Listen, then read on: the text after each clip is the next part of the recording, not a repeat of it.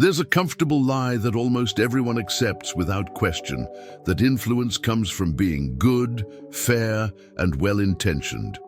From a young age, they've been taught that if you do everything right, the right people will recognize you. But Machiavelli already knew, and life confirms it every day, that the real world doesn't work that way.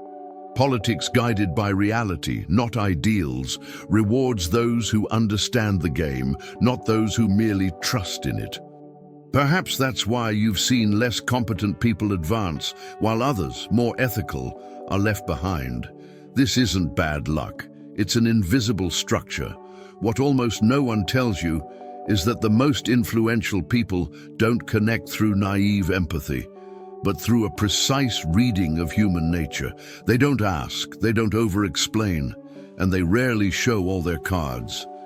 The end justifies the means here not as immorality, but as clarity.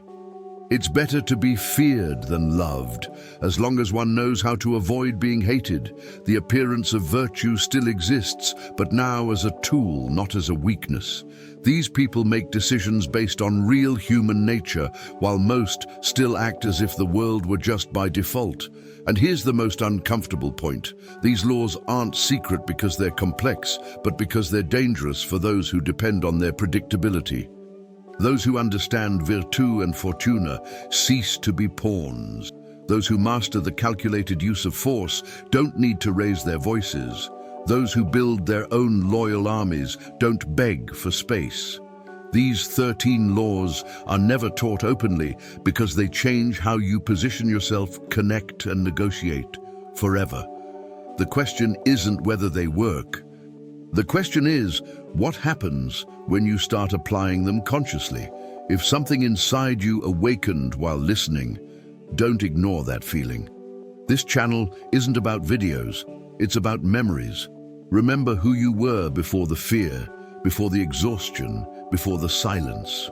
Each new video here is a different reflection of your own soul, an invitation to understand what the world never taught you.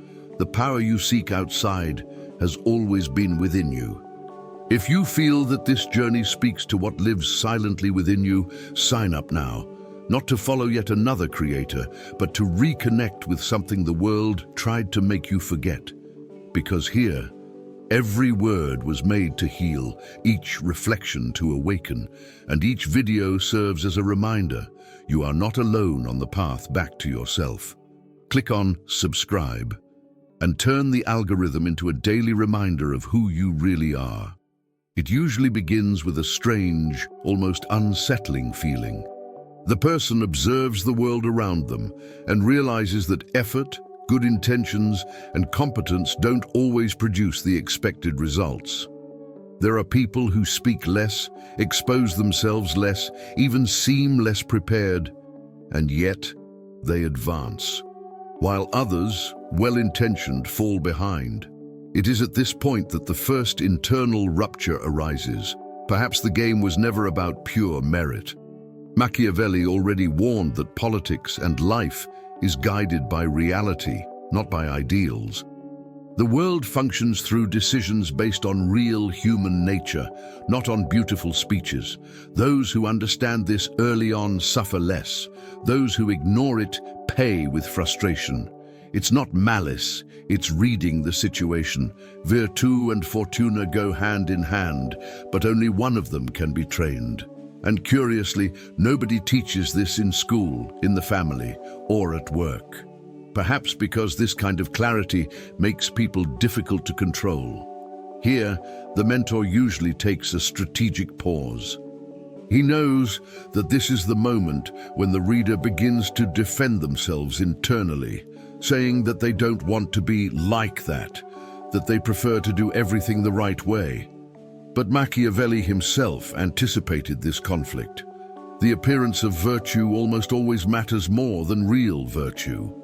The end justifies the means not as a moral excuse, but as a practical observation. Life rewards those who understand the game, not those who ignore its rules. This doesn't mean being cruel, but being lucid. It's better to be feared than loved, as long as one knows how to avoid being hated. It's a fine dance between presence, silence, and positioning. Those who master this don't need to raise their voices. Those who don't try to compensate with excessive effort and constant exposure, and the system loves those who expose themselves too much.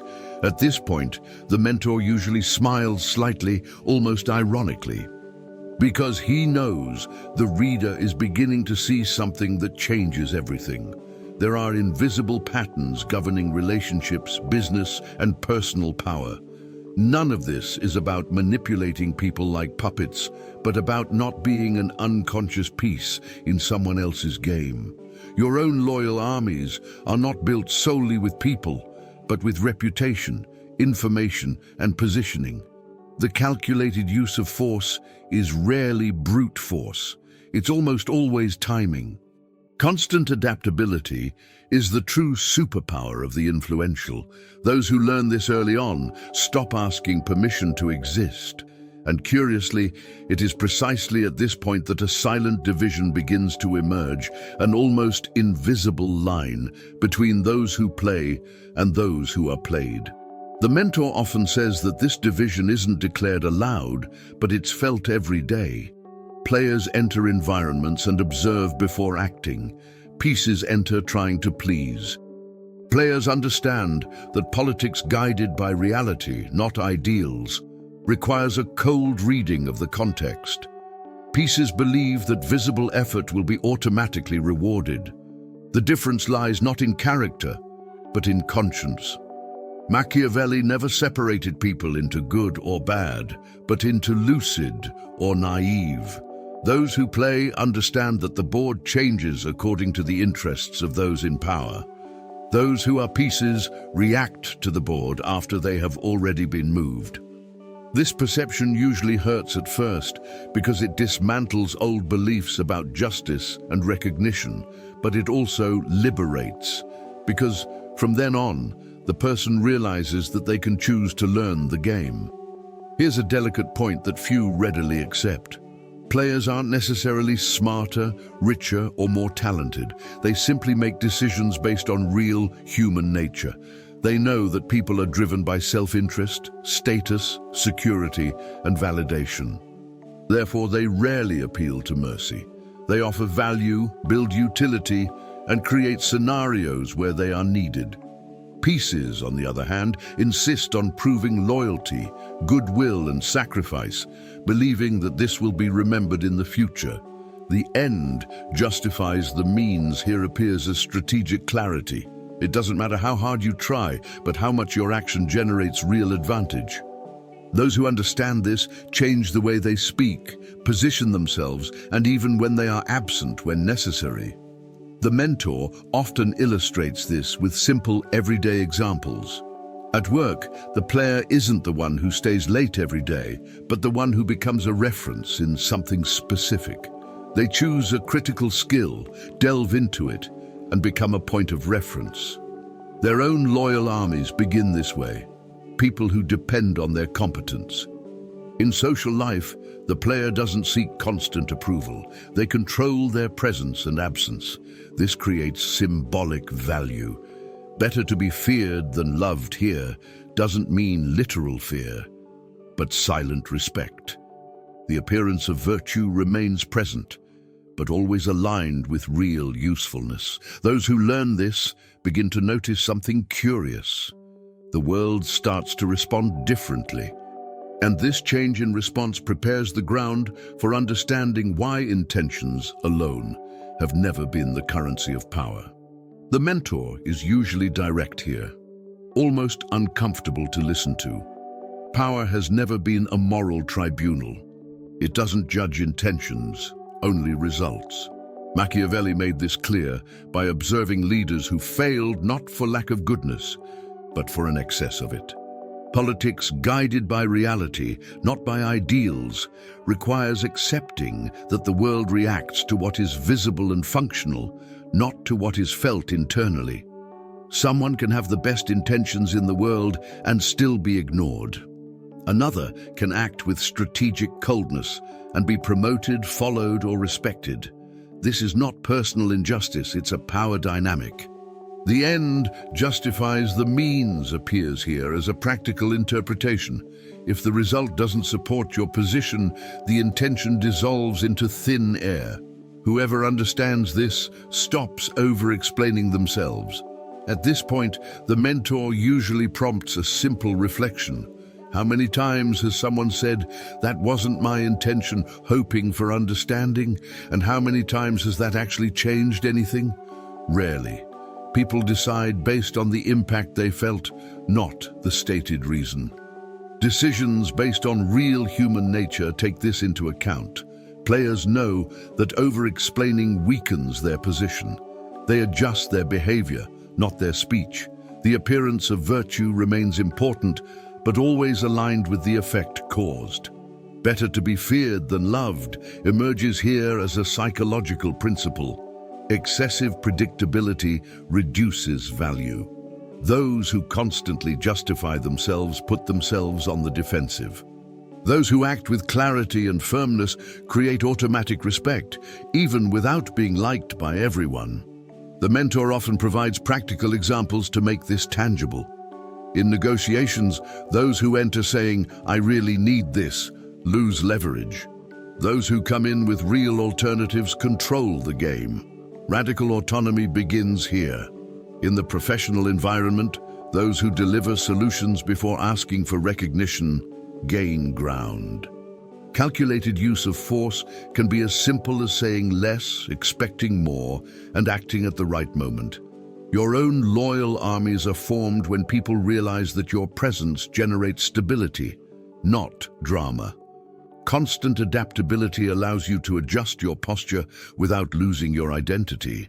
And little by little, the reader begins to realize that power does not reject good intentions. It simply does not negotiate with them. This understanding prepares the ground for something even deeper, Machiavelli's vision of who we really are inside. Here, the mentor usually adjusts the tone, because this is one of the most misinterpreted points of all.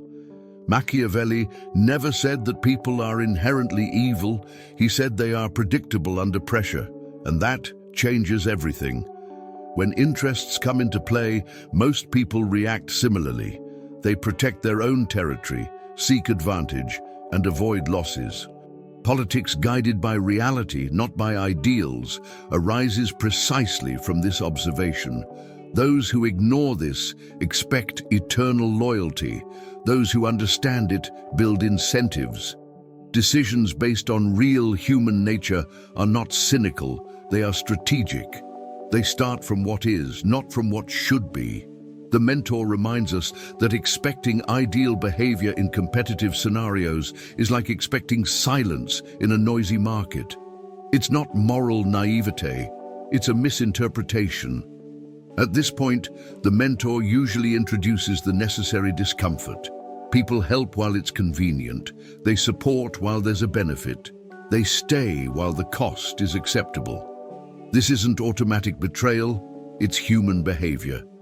Machiavelli observed that bonds based solely on affection break down in the face of fear or opportunity. Therefore, better to be feared than loved doesn't speak of cruelty, but of stability. The rational fear of loss creates consistency. The appearance of virtue remains essential because nobody follows someone openly immoral.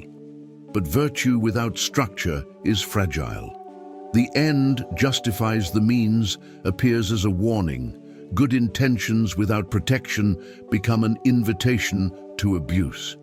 The mentor doesn't condemn those who believe in people. He teaches them not to depend on it. To make this applicable, the mentor delves into everyday life. In professional relationships, clear contracts protect friendships. In partnerships, aligned interests last longer than emotional promises. Loyal armies are not formed by demanding loyalty, but by creating mutual benefits. Calculated use of force can simply mean knowing how to say no without guilt. Constant adaptability allows for changing posture without breaking principles. Those who understand human nature stop being frustrated by predictable behaviors and begin to anticipate them. And when this anticipation becomes natural, something changes internally. The reader begins to realize that strategic connection is not born from naivete, but from the precise reading of the other. That's exactly where practical rules come in, not to control, but to navigate. The mentor usually begins this principle with a silent warning. Few things are as dangerous as making someone powerful feel small. Machiavelli observed this repeatedly when analyzing courts, leaders, and alliances that crumbled due to sheer ego error. Politics guided by reality, not ideals, requires understanding that power is sensitive to comparison. When someone tries too hard to impress, correct in public, or show they know more, they create an invisible threat. Better to be feared than loved begins, curiously, with not arousing fear in the wrong place. The appearance of virtue here manifests as respect, discretion, and emotional intelligence. The mentor reminds us that those who occupy high positions rarely want the spotlight around them. They want control, predictability, and apparent loyalty. Ignoring this is signing an invisible contract of exclusion. At this point, the mentor usually gives simple, almost banal examples. In a meeting, the player doesn't interrupt to show off their knowledge.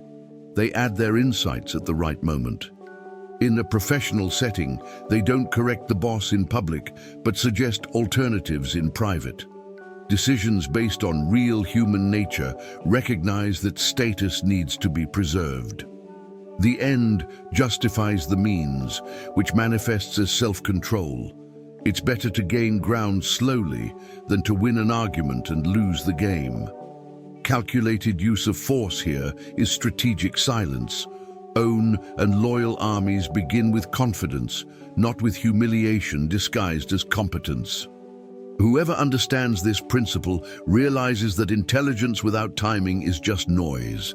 The mentor usually concludes this lesson by opening a subtle loop. He explains that players know something that pieces ignore. Influence is built by subtraction, not by display. Constant adaptability allows you to adjust your brilliance according to the environment. In some contexts, less is more. Radical autonomy is not about proving your worth all the time, but knowing when not to prove anything. Those who learn this come to be seen as a controllable threat, not as an impulsive rival. And this positioning generates something curious. Invitations, information, and opportunities begin to arise naturally. But this is only the first step. Because while not overshadowing the master protects you, learning to conceal your intentions is what truly changes the game in the long run. The mentor usually begins this law with a simple observation. That which is entirely predictable quickly loses value. Machiavelli understood that true power is never fully exposed, because excessive exposure creates vulnerability. Politics, guided by reality, not by ideals, shows that people use information to protect themselves, anticipate or neutralize risks. When someone reveals too much of their plans, desires, or objectives, they give away an advantage without realizing it. The appearance of virtue remains important. No one trusts someone who seems too obscure, but controlled mystery generates respect. The end justifies the means appears here as prudence. Hiding is not lying. It is preserving room for maneuver.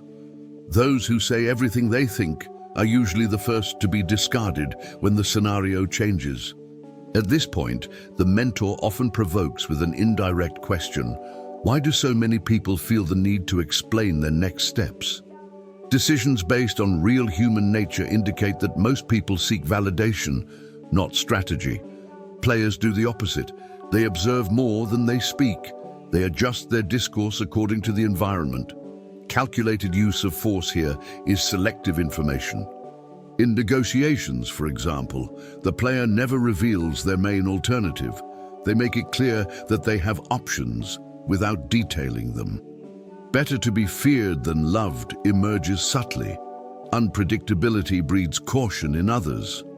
Your own loyal armies are formed when people feel you see more than you say, not when you dump everything you know. The mentor provides practical examples to make this applicable. At work, avoid announcing all your plans before executing them.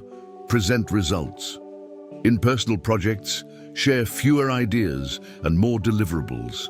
Constant adaptability depends on this because plans revealed too early create rigid expectations. Radical autonomy begins when you don't depend on prior approval to act. Those who learn to conceal their intentions experience an internal change, less anxiety, more control. And the environment responds with more attention and respect. But this strategic silence doesn't work alone. Because by concealing intentions, an even more powerful rule emerges: never appeal to mercy when what moves the world is self-interest. The mentor is usually firm in presenting this law because it dismantles a deeply ingrained illusion. Most people believe that by demonstrating effort, suffering, or good intentions, they will naturally be helped. Machiavelli observed the opposite. Politics guided by reality, not ideals, shows that people act when they see a clear benefit. Mercy is volatile, self-interest is stable. The end justifies the means, appears here as lucidity. Those who ask for favors put themselves in a weak position. Those who offer value create leverage. Decisions based on real human nature recognize that help is rarely altruistic for very long. The appearance of virtue remains important, but without concrete utility, it dissolves. The mentor makes it clear: no one sustains power by indiscriminately distributing compassion. At this point, the mentor often brings up everyday examples that are a little painful. In the professional environment, asking for recognition rarely works. Solving critical problems does. Instead of saying, "I deserve it," the player shows, "This doesn't work without me." Calculated use of force here is competence applied in the right place. Loyal armies of one's own are formed when people perceive functional dependence, not emotional debt. Better to be feared than loved appears as silent respect. Those who deliver real value don't need to beg for space. Radical autonomy is born when you don't need to convince anyone of your worth. It's already evident. Players understand that offering something useful creates more lasting bonds than any emotional appeal. Mentors often translate this into practical actions. In negotiations, bring proposals that solve real pain points for the other side. At work, choose a scarce and measurable skill, such as data analysis, automation, negotiation, or strategic communication, and become a reference. Books like Think and Grow Rich help to understand this logic of value before reward. Constant adaptability allows you to adjust your offer as the environment changes. Those who learn this law realize something liberating. Stopping asking reduces anxiety and increases respect.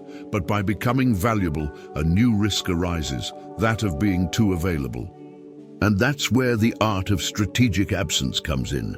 The mentor often introduces this law with a simple yet uncomfortable observation: that which is always available is rarely valued. Machiavelli understood that power is also perception, and perception is shaped by scarcity.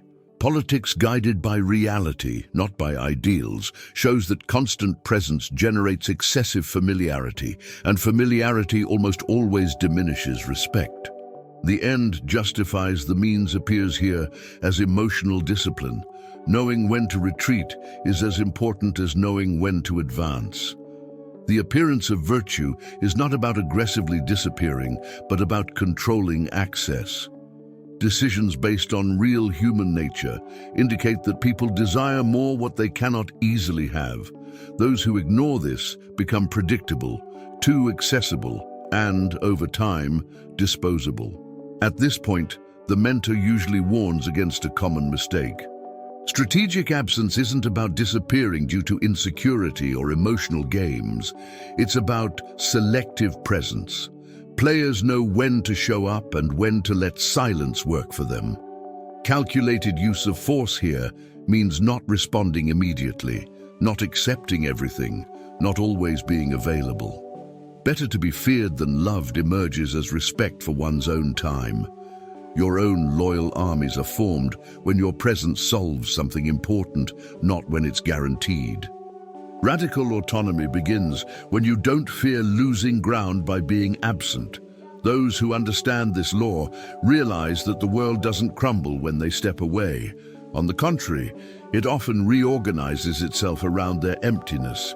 Mentors often provide practical, everyday examples. At work, avoid responding instantly. Deliver solutions at the right time. In social relationships, don't always be the first to initiate contact.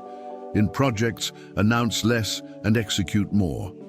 Constant adaptability allows you to adjust your level of presence according to the context.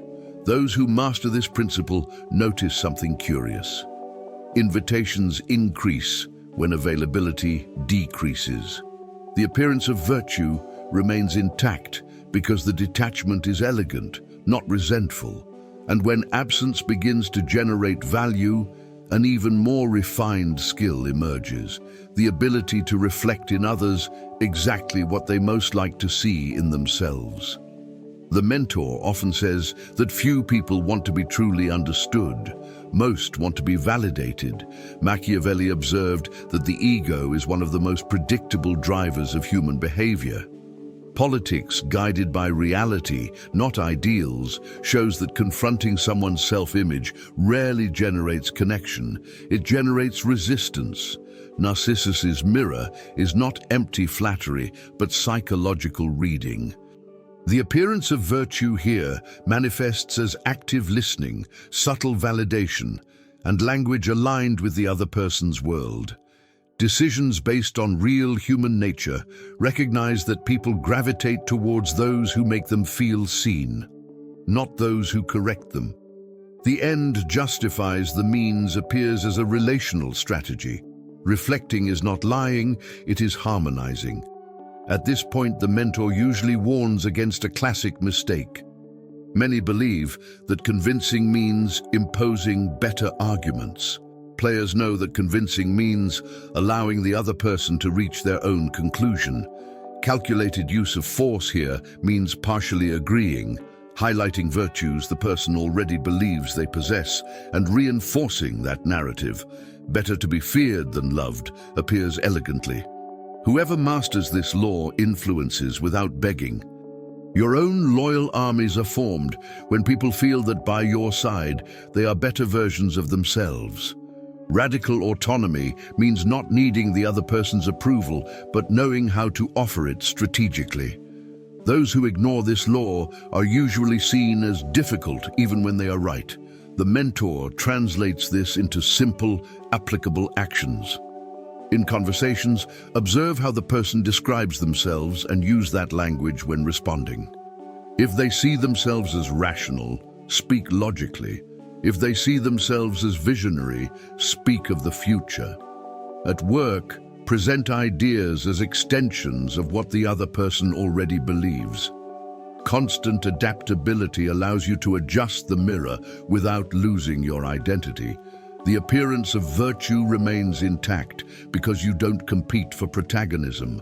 Those who learn this law realize something powerful. Doors open without direct effort. And when those doors open, a new responsibility arises, that of knowing what information to keep and what to reveal. That's where the role of the information guardian is born.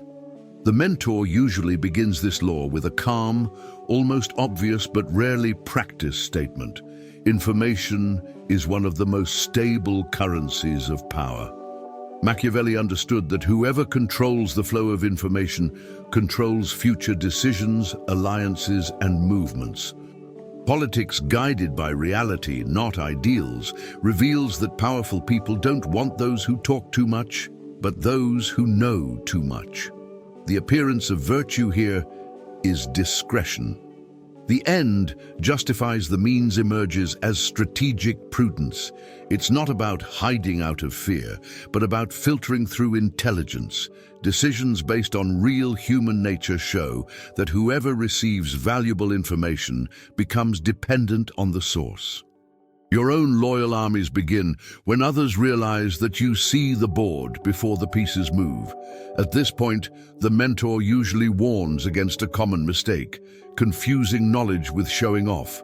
Players don't dump data to impress. They deliver insights at the exact moment. Calculated use of force here is timing. Better to be feared than loved appears as intellectual respect. Whoever knows something that can change the game doesn't need to raise their voice. Radical autonomy is born when you don't need to ask for space to speak. It's granted. People start asking your opinion before deciding. The appearance of virtue remains because you don't manipulate, you guide. Those who ignore this law are usually seen as noisy. Those who master it become silently indispensable. The mentor quickly puts this into practice. At work, focus on understanding processes that few understand: numbers, contracts, workflows, risks. In relationships, observe patterns of behavior and hidden motivations. Books on strategy, psychology, and negotiation broaden this vision, not to show off, but to interpret. Constant adaptability allows you to update information without clinging to the past. Those who become guardians of information realize something inevitable. People begin to align themselves with their side.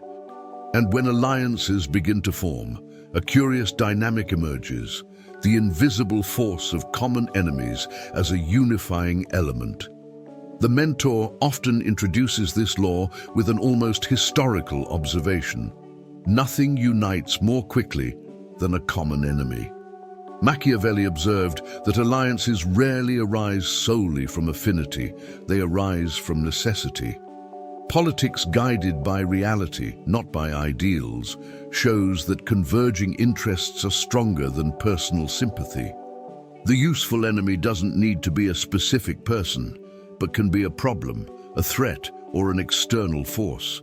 The appearance of virtue here is a sense of collective purpose. Decisions based on real human nature recognize that the us against something creates immediate cohesion. The end justifies the means emerges as pragmatism. Joining forces to survive or advance has always been a basic strategy of power. At this point, the mentor usually warns against a subtle mistake. Creating artificial enemies out of vanity or paranoia weakens more than it strengthens. Players choose adversaries that make strategic sense. Calculated use of force here means directing attention. Better to be feared than loved appears as clear leadership. People follow those who know what they are fighting against. Loyal armies form when there is an external objective that justifies internal unity. Radical autonomy means not needing individual approval when there is a greater cause at stake. Those who understand this law realize that well-positioned conflicts organize alliances, while poorly chosen conflicts create isolation. The mentor translates this into practical examples. In professional environments, teams are strengthened when they combat a clear competitor or a structural problem. In personal projects, defining what you no longer accept creates identity. Constant adaptability allows you to shift the focus of the enemy as the scenario evolves. The appearance of virtue remains because the conflict is directed, not personal. Those who master this law realize something interesting. People naturally begin to align themselves with them. And when this union is established, an even more sophisticated stage emerges, that of feeding the fantasy that each person has about themselves. The mentor usually begins this law with an observation that, at first glance, sounds uncomfortable. People live more in the image they have of themselves than in reality. Machiavelli understood early on that power doesn't confront fantasies, it uses them. Politics guided by reality, not ideals, shows that attacking someone's self-image creates immediate resistance. Players do the opposite. They observe how the person sees themselves: leader, visionary, fair, strong, rational, and converse from that mirror. The appearance of virtue here is symbolic respect. Decisions based on real human nature recognize that nobody likes to feel less than they believe themselves to be. The end justifies the means appears as psychological pragmatism. Reinforcing the fantasy keeps the door open. At this point, the mentor usually warns against a common mistake. Confusing this principle with obvious flattery destroys credibility. Players don't praise excessively. They confirm internal narratives. Calculated use of force here is language. Better to be feared than loved appears subtly. Whoever understands the other's fantasy influences without depending on affection. Loyal armies of their own are formed when people feel that, by their side, their best version is recognized. Radical autonomy means not needing to believe in the fantasy, only knowing how to operate it. Those who ignore this tend to tell truths and lose access. Those who dominate maintain dialogue and position. The mentor translates this into practical examples. If someone sees themselves as a strategist, present ideas as tactical challenges. If they see themselves as fair, talk about balance and merit. At work, frame proposals as extensions of the decision-maker's identity. Constant adaptability allows adjusting the discourse without losing essence. The appearance of virtue remains because there is no direct confrontation. Those who learn this law realize something powerful. Decisions begin to favor those who validate the other's identity. And when these decisions begin to flow, an even rarer skill emerges, that of maintaining emotional stability when everyone around is in chaos. The mentor often introduces this law with a familiar scene. When everything falls apart, whoever remains calm automatically takes the center of power. Machiavelli understood that uncontrolled emotions make people predictable and manipulable. Politics guided by reality, not ideals, shows that emotional chaos is an invitation to lose position. Players are not cold due to a lack of feeling, but due to inner control. The appearance of virtue here is stability. Decisions based on real human nature reveal that in critical moments, people follow those who convey security, not those who share panic. The end justifies the means appears as strategic self-control. Reacting less is often acting more. At this point, the mentor often provokes. Whoever explodes relinquishes control. Whoever remains centered absorbs it.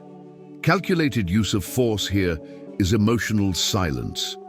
Better to be feared than loved emerges as natural respect. No one challenges someone who doesn't lose their composure.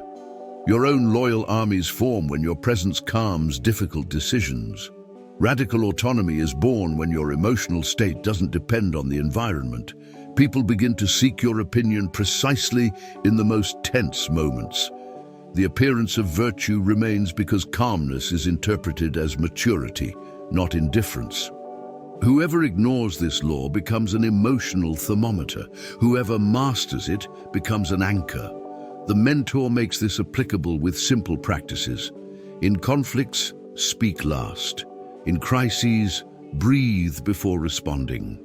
At work, be the one who organizes when everyone else reacts. Readings on self-control, strategy, and psychology help train this internal alchemy. Constant adaptability allows you to adjust emotions without repressing feelings. Those who learn this law perceive something subtle. The environment begins to gravitate around their stability, and when this gravitation consolidates, the need for something even more refined arises, abandoning rigidity and embracing formlessness so as not to be broken by pressure. The mentor usually begins this principle with a simple metaphor. Anything too rigid breaks under pressure. Machiavelli observed that inflexible leaders may seem strong at first, but quickly become predictable. Politics guided by reality, not ideals, demands flexibility. Absence of form is not a lack of principles, it is strategic freedom. Decisions based on real human nature show that the environment changes faster than fixed beliefs. The appearance of virtue here is external consistency, even when the internal strategy adjusts. The end justifies the means appears as intelligent survival. Those who do not adapt are forcibly adapted. Players understand that remaining the same in different contexts is an expensive luxury. At this point, the mentor often dismantles a common pride. Many people confuse identity with rigidity. Calculated use of force here is silent flexibility. Better to be feared than loved emerges as respect for those who can never be easily molded. Your own loyal armies are formed when your presence adjusts to the context without losing authority. Radical autonomy is born when you don't depend on a single role, position, or image. Those who understand this law change their tone, rhythm, and posture as the scenario demands. The appearance of virtue remains because the adaptation is elegant, not opportunistic. Those who ignore this become hostages of their own reputation. The mentor translates this into daily practice. At work, adapt your communication to the profile of the decision maker.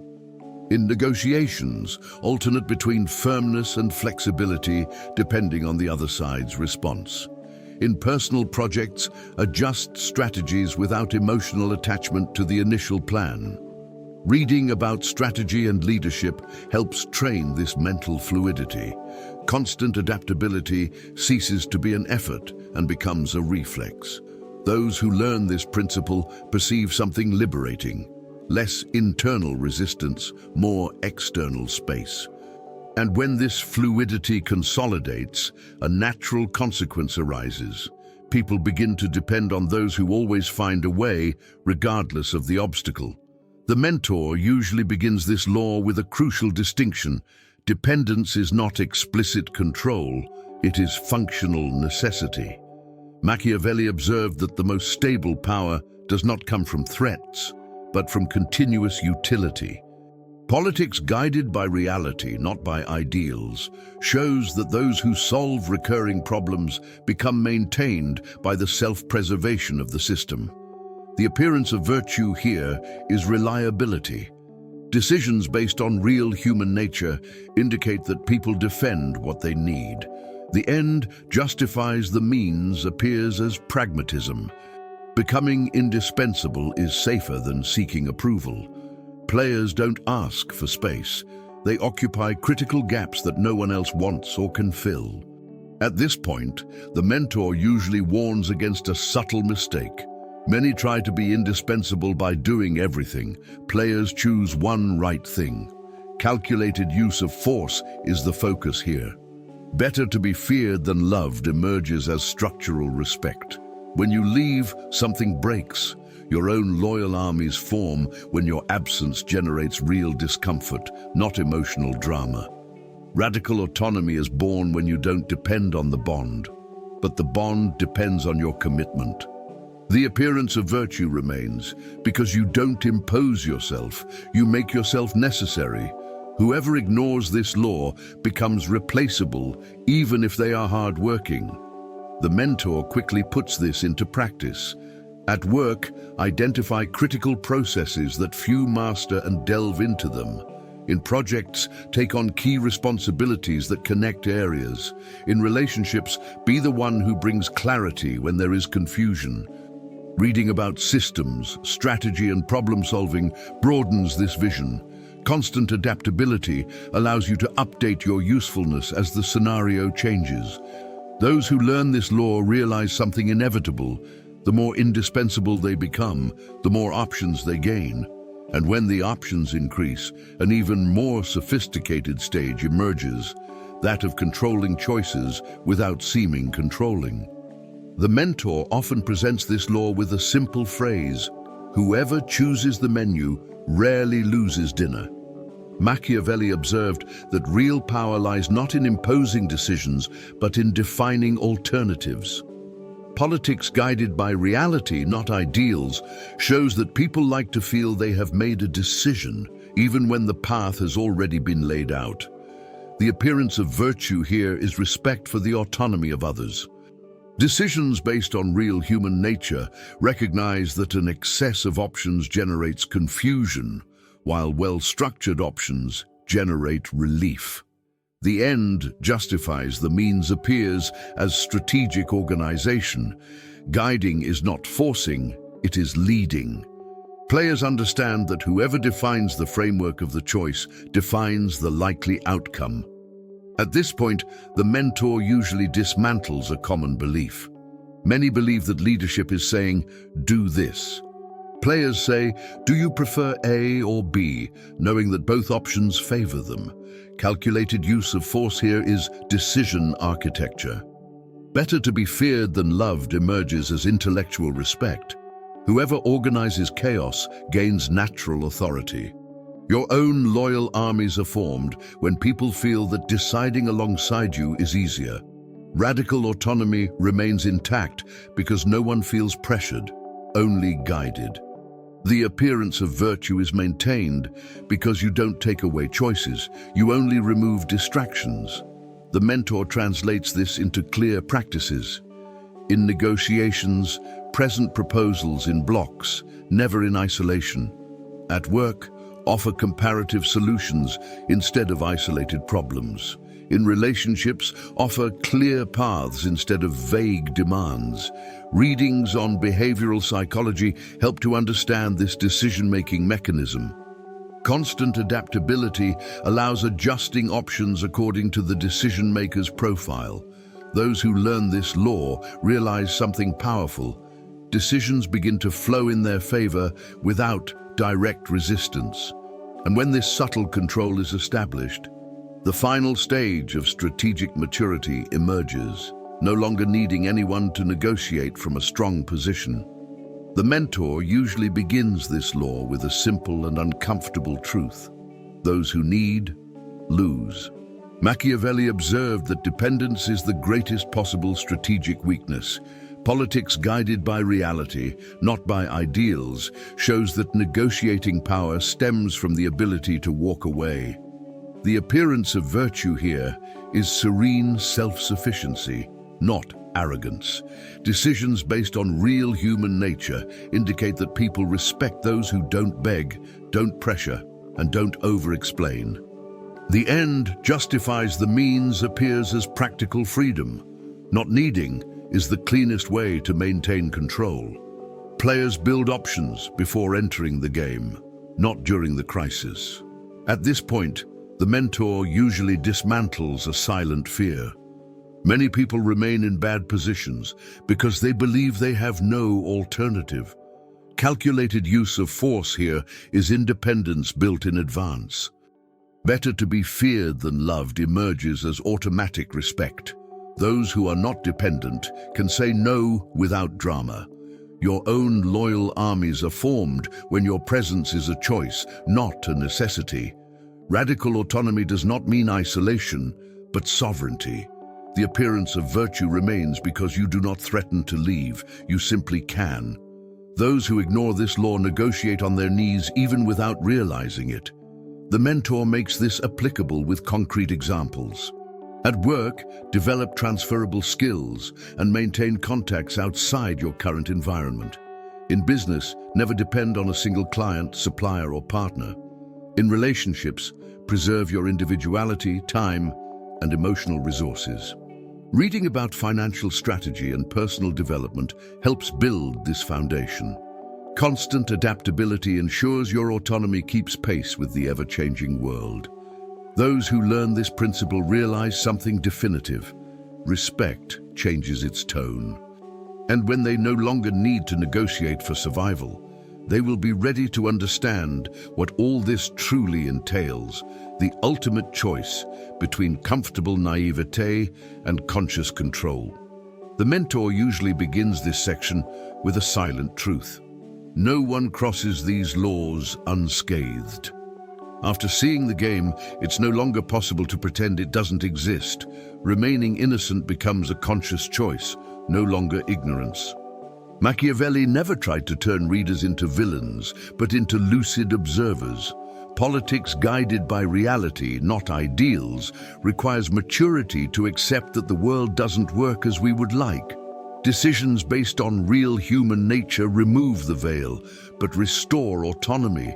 The appearance of virtue remains possible, but now accompanied by structure. The end justifies the means emerges as personal responsibility. Knowing what to do with this knowledge is part of the test. At this point, the mentor often touches on a subtle wound. Many prefer to call themselves good rather than be effective.